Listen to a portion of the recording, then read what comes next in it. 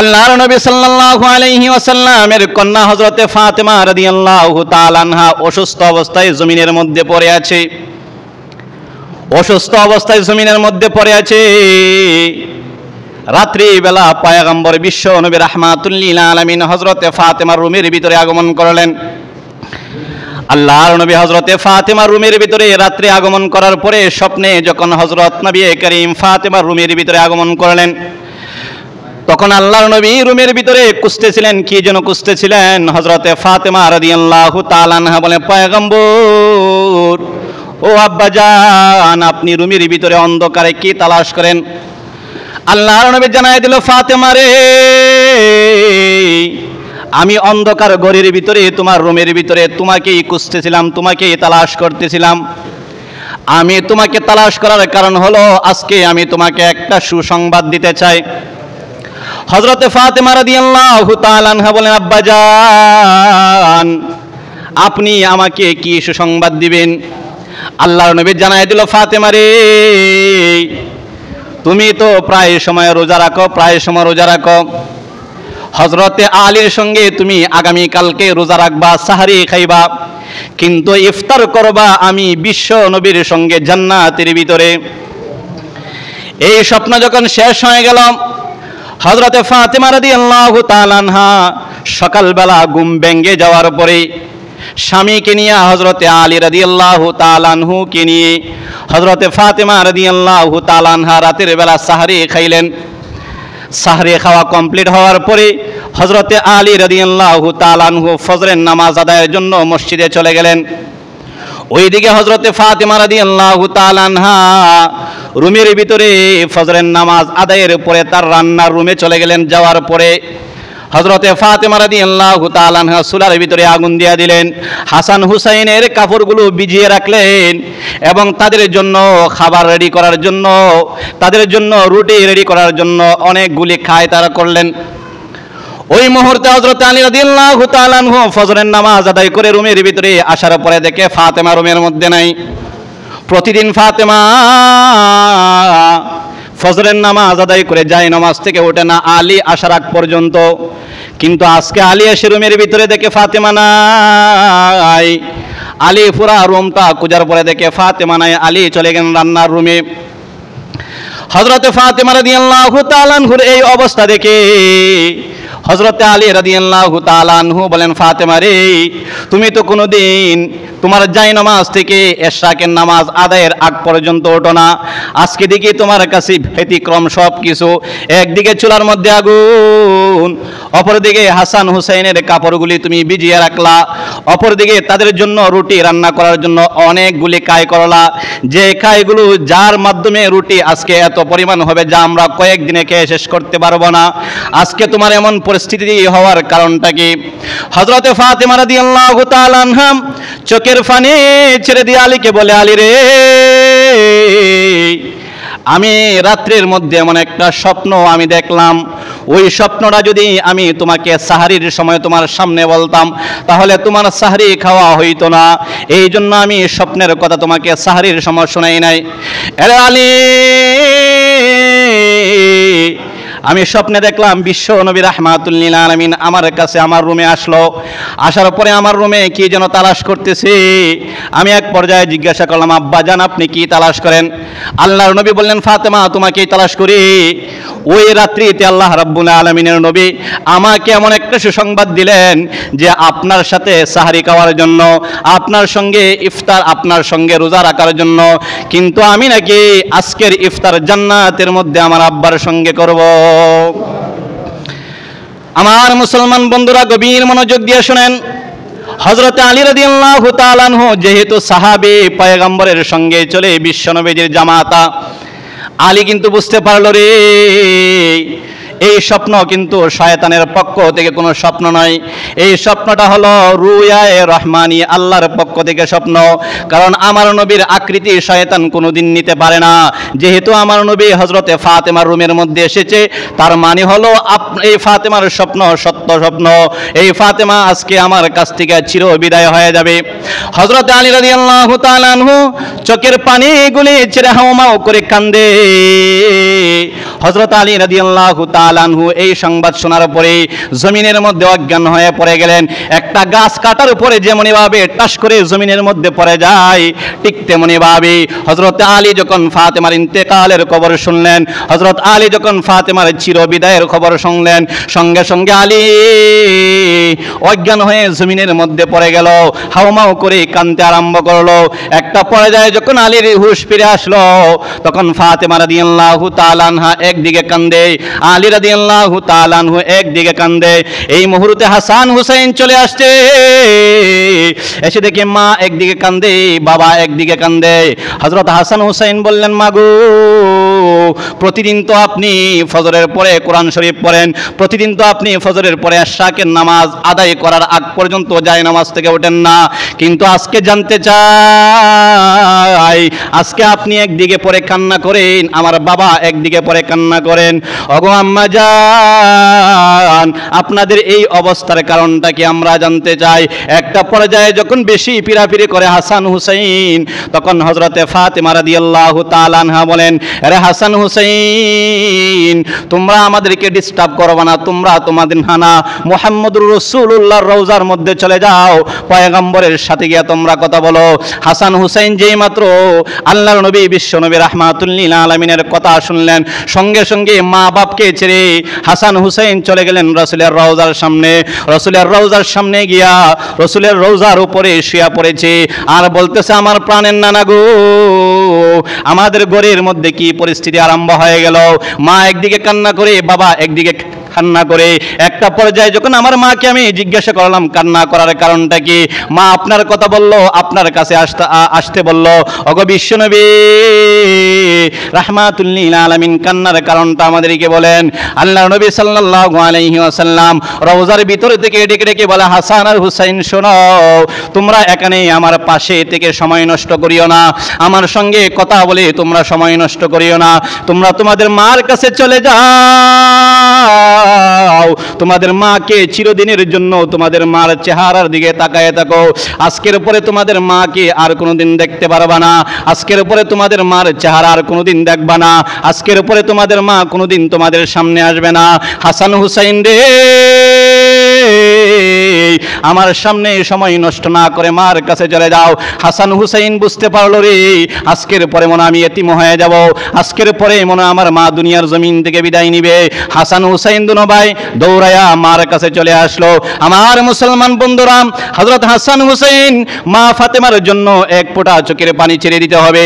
হাসান হুসাইন যখন একটা পর্যায়ে তাদের রুমের ভিতরে মার কাছে আসার পরে মা বলল, ও আমার আম্মা জান, আমাদের নানা বিশ্বনবী রাহমাতুল লিল আলামিন আমাদেরকে বিষয় জানিয়ে দিয়েছে, আজকের পরে নাকি আপনার চেহারা আর কোনোদিন দেখব না, আজকের পরে নাকি আপনার সাথে আর কোনোদিন সাক্ষাৎ হবে না। ওগো আম্মা জান, আজকের পরে নাকি আপনি আমাদেরকে এতিম বানায়া চলে যাবেন। আম্মা জান গো, আমরা দুই ভাই ছোট বাচ্চা, নিজের হাতে রান্না করে খাবার খাইতে পারে না, নিজের হাতে শরীরের মধ্যে পোশাক পরতে পারে না, নিজের রাত্রের বেলা একা একা বিছানা ঘুমাইতে পারি না। ও আমার প্রাণের আম্মা জান, আপনি যদি দুনিয়ার জমিন থেকে আমাদেরকে শিশু অবস্থা রেখে চলে যান, তাহলে আমাদের কি অবস্থা হবে। হাসান হুসাইন কান্দে, আলী কান্দে, হযরত ফাতেমা কান্দে। হযরত হাসান হুসাইন বলে, আম্মা গো, আপনি যদি দুনিয়ার জমিন থেকে চলে যান, তাহলে আমরা কার কাছে আশ্রয় নিব, আমরা কার কাছে গিয়ে রাত্রি যাপন করব, আমাদেরকে কে গোসল করাইব, আমাদের শরীরের মধ্যে কাপড় কে পরাইব, আমাদেরকে কোরআন হাদিসের কথা কে শোনাইব, আমাদেরকে সান্ত্বনা কে দিব, আমরা তো এক বেলা খাইলে দুই বেলা উপাস থাকি। ওগো আম্মা জান, আপনি তো বিশ্ব নবীজির কথা বলে আমাদেরকে সান্ত্বনা দেন, কিন্তু আজকের পরে আপনি দুনিয়ার জমিন থেকে চলে যাবেন, আমরা কার কাছে আশ্রয় নিব গো নবী, পয়গম্বর তো দুনিয়ার জমিনের মধ্যে নাই। হাসান হুসাইন কান্দে, কারণ যার মা নাই সে বুঝে মা কেমন জিনিস। আজকে আমার সমাজের যুবক ভাইরা রে, তোমার মা দুনিয়ার জমিনের মধ্যে জীবিত আছে, মার কদর করো। তোমার আব্বা দুনিয়ার জমিনের মধ্যে জীবিত আছে, আব্বার কদর করো। যদি তোমার মা দুনিয়ার জমিন থেকে চলে যায়, বউ আছে, সন্তান সন্ততি আছে, কিন্তু মা নামের বৃক্ষ দুনিয়ার জমিনের মধ্যে নাই, নয়। যেই মা তোমাকে লালন পালন করেছে, যেই মা তোমাকে না খেয়ে নিজে খাওয়াইছে, যেই মা তোমাকে সুন্দর সুন্দর পোশাক পরিধান করাইছে। হযরত হাসান হুসাইন যখন ফাতেমা রাদিয়াল্লাহু তাআলা আনহার সামনে এসে কান্দে, আল্লাহর নবী সাল্লাল্লাহু আলাইহি ওয়াসাল্লামের কন্যা হযরতে ফাতেমা চোখের পানি আর আটকে রাখতে পারে না। কারণ মা যখন দুনিয়ার জমিন থেকে চলে যাবে, সন্তান কেমনে থাকবে? সন্তানের ভবিষ্যৎ নষ্ট হয়ে যাবে। আমার সন্তান অবহেলায় দিন কাটাইবে, আমার সন্তান মার আদর পাইবে না, এটা ফাতেমাও বুঝে। কিন্তু আল্লাহর সিদ্ধান্ত ফাতেমা খুশি, আল্লাহর সিদ্ধান্তে বিশ্ব নবী খুশি, আল্লাহর সিদ্ধান্তে হযরতে আলী খুশি। একটা পর্যায়ে যখন হযরতে হাসান হুসাইন রাদিয়াল্লাহু তাআলা আনহা মার বুকের মধ্যে চলে আসছে, মা মা বলে চিৎকার করে ফাতেমা কান্দে, আলীও কান্দে। সান্ত্বনা দেওয়ার মতো কেউ নাই, আলী স্ত্রী চলে যাবে এই জন্য আলী কান্দে, আর ফাতেমা কান্দে স্বামী আর পাবো না, স্বামীর সঙ্গে আমার সাক্ষাৎ হবে না, স্বামী কেমনে চলবে? হাসান হুসাইনকে আমি আর লালন পালন করতে পারবো না, তারা কেমনে থাকবে? হাসান হুসাইন কান্দে, আমার মার আদর আর কোনোদিন আজকের পর থেকে পাবো না, মার চেহারাও আজকের পর থেকে দেখবো না। এরপরে একটা পর্যায়ে হযরতে ফাতেমা রাদিয়াল্লাহু তাআলা আনহা হযরত আলী রাদিয়াল্লাহু তাআলা আনহুর হাতের উপরে হাত রেখে বলে, ও আমার প্রাণের স্বামী, আপনার সঙ্গে আমি ঘর সংসার করেছি, আপনার কাছে আজকে আমি 4টা প্রস্তাব রাখবো, ওই 4টা প্রস্তাব আপনি গ্রহণ করতে হবে। এক নম্বরে হযরতে ফাতেমা রাদিয়াল্লাহু তাআলা আনহা বলেন, আপনার সঙ্গে আমার ঘর সংসার করেছি, আপনার হক আদায় করতে গিয়া আমার জন্য ভুল ত্রুটি হয়ে গিয়েছে। এমনও হতে পারে আপনার হকগুলি যথাযথভাবে আদায় করতে পারি নাই। যদি আপনি আজকে আমাকে ক্ষমা না করেন, তাহলে কাল হাসরের ময়দানে আমি আল্লাহর আদালতে আসামি হয়ে যাব, আমার আব্বা জানো আল্লাহর আদালতে আসামি হয়ে যাবে। ও আমার প্রাণের স্বামী, আপনার হক আদায় করতে গিয়া, আপনার হক আদায় করতে গিয়া যদি আমার কোনো ভুল ত্রুটি হয়ে থাকে, আপনি আমাকে মাফ করেছেন কিনা? হযরত আলী রাদিয়াল্লাহু তাআলা আনহু চোখের পানি ছেড়ে দিয়ে আরো কান্দে আর বলে, ফাতেমা রে, আমি আলী তো তুমি বিশ্ব নবীজির জামাই হওয়ার উপযুক্ত না, আমি তো তোমার স্বামী হওয়ার উপযুক্ত ছিলাম না। তুমি তো হলেন বিশ্ব নবী রাহমাতুল লিল আলামিনের কন্যা, তুমি হতে হলা সাইয়্যিদুল মুরসালিন, ইমামুল মুরসালিন, খাতামুন নবীন, রাহমাতুল লিল আলামিনের কন্যা। সেই সূত্রে আমি হলাম বিশ্ব নবীজির জামাই, আরে আমি তো তোমার জামাই হওয়ার মতো যোগ্যতাই রাখি নাই, তুমি আমার কাছে ক্ষমা চাইবা কেন? তুমি আমার কাছে স্ত্রী হয়ে আসার পরে তোমার অনেকগুলি হক আমি আদায় করতে পারি নাই, তোমাকে যথাযথভাবে খাওয়াইতে পারি নাই, এক বেলা খাওয়াইলে আরেক বেলা তোমাকে উপাস রেখেছি, আমি তো তোমাকে সুন্দর সুন্দর 2টা জামা কাপড় কিনে দিতে পারি নাই, আমি তো তোমাকে নিয়ে বিভিন্ন জায়গায় ঘুরতে পারি নাই, আমি তো আমার সন্তান হাসান হুসাইনকে ভালোভাবে খাবার খাওয়াইতে পারি নাই, আমি তো হযরতে হাসান হুসাইনকে ভালোভাবে যত্ন করতে পারি নাই। আরে আমার প্রাণের স্ত্রী, তুমি আমার কাছে ক্ষমা চাই লাভ নাই, আমি তোমার কাছে ক্ষমা চাই, কারণ তোমার হকগুলি আদায় হয় নাই। ঠিক আছে, আমি তোমাকে মাফ করে দিলাম, তুমিও আমাকে মাফ করে দাও। হযরত ফাতেমা রাদিয়াল্লাহু তাআলা আনহা বললেন, এরপরে নাম্বার 2 হলো, আমার ইন্তেকালের পরে আপনি যাকে মনে চায় তাকে বিয়ে করে সংসার করবেন, কিন্তু আমার প্রাণের স্বামী, আপনি নতুন বউ আনার পরে আমার সন্তান হাসান হুসাইনের জন্য আপনার স্ত্রী সৎ মা হয়ে যাবে। ও আমার প্রাণের স্বামী, আপনি আমার সন্তান হাসান হুসাইনকে ভুলে যাবেন না, আপনি নতুন স্ত্রী পাইয়া আমার হাসান হুসাইনকে আপনি অবহেলা করবেন না। আমি দুনিয়ার জমিন থেকে চলে যাইব, আপনি আমার হাসান হুসাইনের প্রতি আপনি যত্নবান হইবেন। এখন আমি তাকে যতটুকু যত্ন করেন, আমার ইন্তেকালের পরে আপনি হাসান হুসাইনকে আরো বেশি যত্ন করবেন। হযরত আলী রাদিয়াল্লাহু তাআলা আনহুকে হযরত ফাতেমা রাদিয়াল্লাহু তাআলা আনহু চোখের পানি ছেড়ে দিয়ে বলে যে, আমার সন্তানকে অন্তত একদিন হলে, সপ্তাহে একদিন হলেও আমার সন্তানের সঙ্গে তুমি সাক্ষাৎ করবা, সপ্তাহে একদিন হলেও আমার সন্তানকে গোসল করাইবা। আমার এই 2 সন্তান শিশু বাচ্চারাতে একা একা ঘুমাইতে পারবে না। ও আমার প্রাণের স্বামী গো, আমার ইন্তেকালের পরে আমার সন্তানকে রাত্রে একা একা রাখবা না, আমার সন্তানকে আপনি সর্বোচ্চ দেখভাল করবেন। বিশ্ব নবী রাহমাতুল লিল আলামিনের নাতি হযরত হাসান হুসাইনকে আপনার হাতে উঠাইয়া দিলাম, আল্লাহর জিম্মায় রেখে গেলাম। 3 নাম্বার প্রস্তাব করলেন, আমার প্রাণের স্বামী, আমার ইন্তেকালের পরে হাসান হুসাইনকে আপনি আল্লাহর সৈনিক হিসেবে রেডি করবেন। আমার আব্বাজান যে রাস্তায় কুরবানি করেছেন, হযরতে আবু বকর যে রাস্তায় শহীদ হয়েছে, হযরতে ওমর যে রাস্তায় শহীদ হয়েছে, আপনি আলীও যে রাস্তায় শহীদ হবেন। আমার 2 সন্তান হাসান হুসাইনকে আপনি আপনি ওই রাস্তার সৈনিক হিসাবে ঘরে তুলবেন। 4 নাম্বার প্রস্তাব হলো আমার প্রাণের স্বামী আমার ইন্তেকালের পরে আমার ইন্তেকালের সংবাদটা মদিনাতুল মুনাওয়ারার মধ্যে ছড়াইয়া দিবেন না, কারণ আমার ইন্তেকালের সংবাদ যদি পুরো আরবের মধ্যে ছড়াইয়া যায়, কারণ আমি বিশ্ব নবীর কন্যা হিসেবে সমস্ত সাহাবীরা আসবে, আমার জানাজার নামাজের মধ্যে অসংখ্য অগণিত মুসলমানরা শরীক হবে, সেখানে আমাকে সামনে রাখা হবে, যদিও কাফনের কাফন দিয়ে আমার শরীরকে আবৃত করা হবে, কিন্তু তারপরও কাফনের উপর দিয়া আমার শরীরের গঠনগুলি স্পষ্ট হয়ে যাবে। হযরত ফাতেমা কেমন লম্বা ছিল, হযরত ফাতেমা কেমন মোটা ছিল, সেটা প্রকাশ হয়ে যাবে। না না না না না, আমার প্রাণের স্বামী আমার ইন্তেকালের পরে, আমি ইন্তেকালের আগ মুহূর্তে নিজেকে পর্দার ভিতরে রাখছি, আমার ইন্তেকালের পরে আমার জানাজার মধ্যে সাহাবায়ে কেরাম অংশগ্রহণ করে যেন আমার পর্দার খেলাফ না হয়ে যায়, যদিও এটা শরীয়তে পর্দার খেলাফ নয়, কিন্তু আমি বিশ্বনবী রাহমাতুল লিল আলামিনের কন্যা হিসেবে সাহাবায়ে কেরামরা বুঝতে পারবে হযরত ফাতেমা কেমন লম্বা ছিল, কেমন মোটা ছিল। আমি চাই না রে আমার প্রাণের স্বামী সাহাবায়ে কেরাম অন্তত এতটুকু বুঝুক, এটাও আমি চাই না। আমার ইন্তেকালের পরে আমার সংবাদ কাউকে শোনাইবা না, তোমার 2 সন্তান আর এবং তুমি 3 জনে মিলে জানাজার নামাজ পড়ে আমাকে রাত্রের মধ্যেই দাফন করে দিবা। আমার প্রাণের মুসলমানরা, আমি আপনাদের কাছে জানতে চাই, একজন লাশ কবরে নেওয়ার জন্য কয়জন লোক লাগে? একজন লাশ কবরে নেওয়ার জন্য 4 জন লোক লাগে, কিন্তু তারা আছে হলো 3 জন, হযরতে আলী এবং হযরতে হাসান, হযরতে হুসাইন 3 জন, কিন্তু কবরে হযরতে ফাতেমাকে নেওয়ার জন্য 4 জনের প্রয়োজন, আরেকজন নাই। এলান করাও নিষেধ। এই মুহূর্তে হযরতে আবু যর গিফারি রাদিয়াল্লাহু তাআলা আনহু হযরত হাসান হুসাইনের ঘরের ভিতরে চলে আসছে। হযরতে আলী বলেন, আরে আবু যর গিফারি, তুমি এই মুহূর্তে আমার ঘরের মধ্যে কেন আসলা? হযরতে আবু যর গিফারি রাদিয়াল্লাহু তাআলা আনহু বলেন, আলী রে, আমি রাত্রের মধ্যে স্বপ্নে দেখলাম আজকে তোমার স্ত্রী দুনিয়ার জমিন থেকে বিদায় হয়ে যাবে, আল্লাহর নবী রাহমাতুল লিল আলামিনের কন্যা দুনিয়ার জমিন থেকে বিদায় হয়ে যাবে। আল্লাহর নবী সাল্লাল্লাহু আলাইহি ওয়াসাল্লাম আমাকে স্বপ্নে দেখাইছে হযরতে ফাতেমাকে কবরে নেওয়ার জন্য 4 জন লোকের প্রয়োজন, কিন্তু আলী হাসান হুসাইন 3 জন আছে, আর কোনো সাহাবী নাই, তুমি চলে যাও, 4 জনে মিলে হযরত ফাতেমাকে দাফন করে দিবা। আরে আলী, বিশ্বনবী আমাকে স্বপ্নে দেখানোর কারণে আমি চলে আসছি।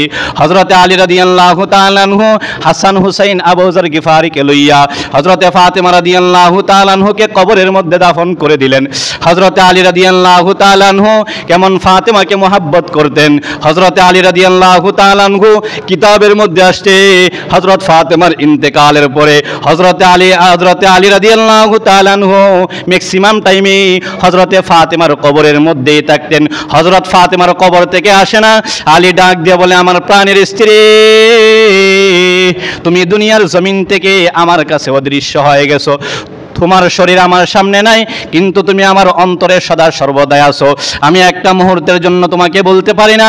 হযরতে আলী রাদিয়াল্লাহু তাআলা আনহু সব সময় ফাতেমার কবরের মধ্যে পড়ে আছে। হযরতে ফাতেমা রাদিয়াল্লাহু তাআলা আনহুকে কবরের মধ্যে রাখার পরে ফেরেশতারা চলে আসছে। আল্লাহর নবী রাহমাতুল লিল আলামিন জানায় দিল, আমার উম্মতরা শোনো, দুনিয়ার জমিনে যত মানুষ কবরে চলে যাবে সকল মানুষকে প্রশ্ন করা হবে, ঠিক তেমনি ভাবে আমার ফাতেমা রাদিয়াল্লাহু তাআলা আনহা আমি বিশ্বনবীর কন্যা হতে পারে, কিন্তু আল্লাহর তৈরি ফেরেশতাদের প্রশ্ন থেকে মুক্তি পাবে না। আমার কন্যা ফাতেমাকে জিজ্ঞাসা করবে, মার রব্বুকা, তোমার রব কে? তখন ফাতেমা জবাব দিবে, আমার রব আল্লাহ। হযরতে ফাতেমাকে জিজ্ঞাসা করবে, মা দীনুকা, তোমার দিন কি? তখন ফাতেমা বলবে ইসলাম। 3 নম্বরে ফাতেমাকে প্রশ্ন করা হবে, ও ফাতেমা, মান নাবিয়্যুকা, তোমার নবী কে? আমরা তখন বলবো মুহাম্মদ, কিন্তু ফাতেমা বলবে আব্বা। হযরতে ফাতেমা রাদিয়াল্লাহু তাআলা আনহু বলবেন, আবি, আমার নবী হলো আমার পিতা।